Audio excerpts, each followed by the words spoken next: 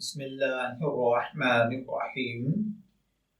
السلام علیکم dear viewers, آپ کے فیورٹ اسلامک انفارمیٹو چینل سے میں ہوں شبیر احمد۔ ہمارا آج کا ٹاپک ہے نمازوں کے ممنوع یا مکروہ اوقات۔ یہ اوقات تین قسم کے ہوتے ہیں۔ ایک وہ جن میں ہر نماز ممنوع ہے، دوسرے وہ جن میں ہر نماز مکروہ ہے، تیسرے وہ جن میں صرف نفل نمازیں مکروہ ہیں۔ تو دیکھیے جو مکروہ اوقات ہیں یہ تین ہیں۔ نمبر ایک، سورج جب نکلنے لگے اور جب تک اس کی زردی اچھی طرح ختم نہ ہو جائے اور روشنی خوب نہ پھیل جائے، یعنی صبح جب فجر کی نماز کا وقت ختم ہوتا ہے تو یہ اس وقت کا ٹائم ہے۔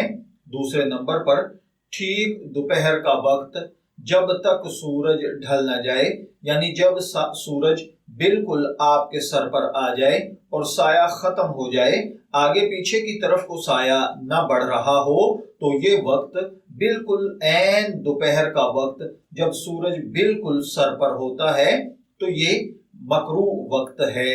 تیسرے نمبر پر ہے سورج میں سرخی آ جانے کے بعد سے غروب ہونے کے وقت تک، یعنی جب عصر کا ٹائم ختم ہوتا ہے اور مغرب کے وقت میں ٹائم داخل ہو رہا ہوتا ہے، تو اس وقت سورج پر پہلے زردی آتی ہے اور پھر سرخی آتی ہے۔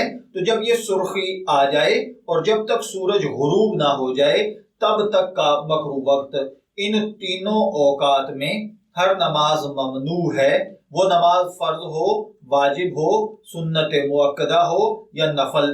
اسی طرح ان اوقات میں سجدہ شکر، سجدہ تلاوت بھی ممنوع ہے، اور اگر پہلے سے نماز شروع کر رکھی ہے اور یہ مکروہ وقت آ جائے تو وہ نماز باطل ہو جائے گی۔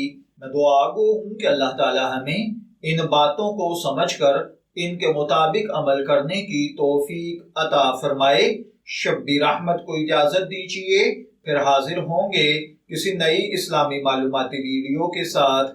تب تک کے لیے اللہ حافظ۔